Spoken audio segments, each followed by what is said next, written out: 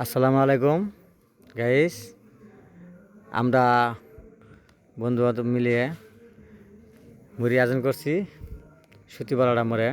দেখতে পাচ্ছেন বৃষ্টির কারণে এই রাস্তাগুলো ফাঁকা, রাস্তাগুলো কোনো গাড়ি নাই, যানজট নাই। দেখতে পাচ্ছেন এখানে দেখতে পাচ্ছেন মেলাডি বন্ধু বান্ধব মিলিয়ে আমরা মুড়ি আয়োজন করে মুড়ি খাইতেছি।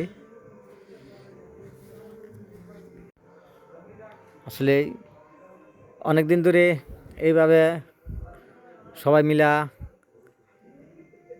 মুড়ি বানায়া খাওয়া হয় না, যার জন্য আর কি আজকে অনেক দিন পরে